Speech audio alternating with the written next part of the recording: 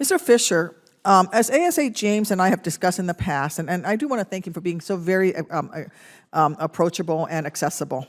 Efficient navigation on our inland system is key to our global economic competitiveness. I'm sure you agree.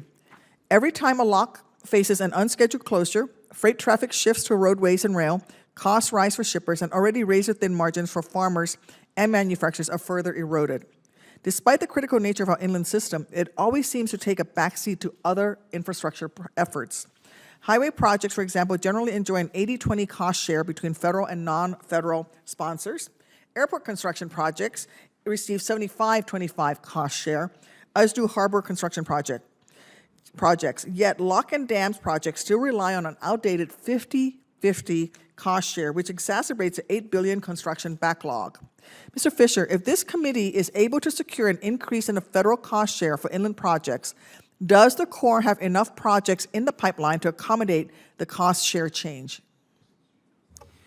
We do. I think the overall backlog beyond inland waters is around $100 billion, right? I don't know what the exact number on inland water is, but it's significant. That trust fund that you referred to is typically depleted each appropriation cycle, so yes, there would be projects to get at if this committee and this Senate and Congress were to adjust the cost share. Thank you. General, would you agree with Mr. Fisher?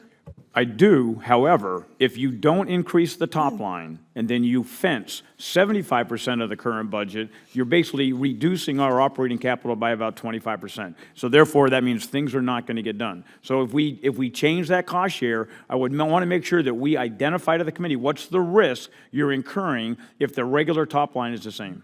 I think that is a great note of caution, and we will take into consideration as we work on the change. Thank you.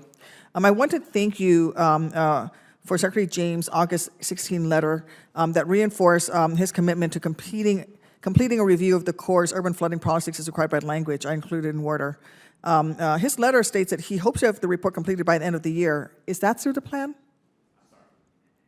I'm sorry, the report due at the end of the year? Uh-huh.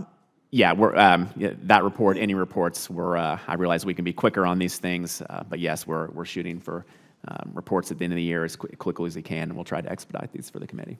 Thank you. Thank you, Mr. Chairman.